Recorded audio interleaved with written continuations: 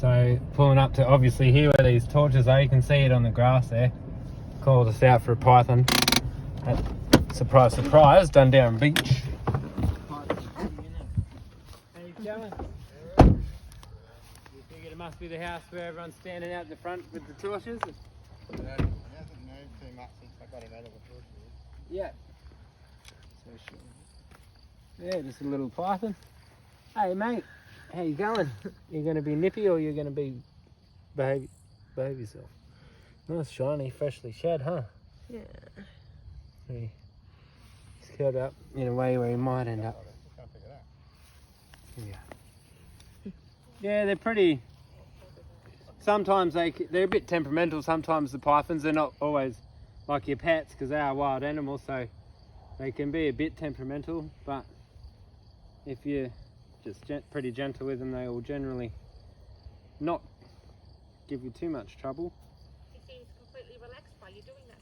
I'm pretty used to them though, so like when I handle a snake, even this brown snake we had today, hey babe, was saying how they don't carry on for us or freak out too much because I'm just being real gentle and not, the idea is to just make it not feel like it's threatened. If you threaten the snake, obviously it'll defend itself, but it doesn't want to bite anyone and it's pretty scared of us. So if I let it go now, it would just head straight for the bush and try and get away. But if I started to antagonize it repeatedly and hurt it and things like that and harass it, then of course, yeah, it'll defend itself because it fears for its life. But if you're pretty gentle with snakes, they will give the respect back. So, but it does help because we deal with so many as well. But sometimes they can give it to you, hey babe, you think, oh, this one's all right, and then they just whack. But of course, with the python, it's not venomous, so it's not going to be too much of an issue if they give us a bite. This is a beautiful one. Look at that stripe. He's got a beautiful colour. Yeah, really nice pattern. You're welcome to get close if you want. He won't bite as long as everyone is, yeah, like I said, just friendly enough with it. So this is the coastal carpet python, which is what, like in Dundown, we do a lot of these guys. So if you do see a snake around here, it's most likely just a python or a tree snake. And if it has this pattern, then that's what it'll be. It'll be a coastal carpet python, but that pattern's like a fingerprint, so every single snake, it's different. And they can be really variable, and this one has a very beautiful stripe down the side of it, which they don't all have. So it's a little bit skinny, which surprises me at Dundown. They're usually fat as around here. So I like the colour of it. was he in your tree, was he? No, he was, I think he came over from over here. I was coming sitting across on and the he road. got up straight up in the grassy. Oh, okay. No, but this young couple come and knocked on our door and he was already in the garden. Oh, yep. That's why I had to light him in the garden, Well- keep an eye on him. Well, they're nocturnal, so at this time of night, yeah, you wouldn't be the only person right now. We're getting one of these in their front garden or back garden, hunting around, just looking for little mammals and birds that are asleep and things like that it can eat. Would he hurt the dog out the back or? No. No. What type of dog do you have? I've got a little blue heeler. Okay, no, it'd be fine. Especially a snake this size, a full-grown carpet python could eat a cat or a small dog if you had a Jack Russell or Foxy or something. Yeah. But you know, they got plenty, especially in Dundown, because you have all these trees and stuff, and there's still some nature left around here. They actually have a pretty steady food supply around here. Yeah. Which is good. So, but this one, as I said, is quite skinny. The body should be a lot fatter. When we were walking up, I noticed it was skinny, and I thought, that's not a big tree snake, is it? And then we saw that it was a python. So why would he be so skinny, do you think? Not 100% sure. Maybe he's just he is juvenile still. Yeah. So it might just be having trouble Okay. catching food, because when they're little, they'll eat, I don't know, if they find like a rat's nest, they'll take the little fuzzy rats, but they'll eat even lizards and whatever they can really catch. And then as they get to maturity, they pretty much only feed on mammals. So when they're bigger, they can take a full brush-tailed possum and things like that.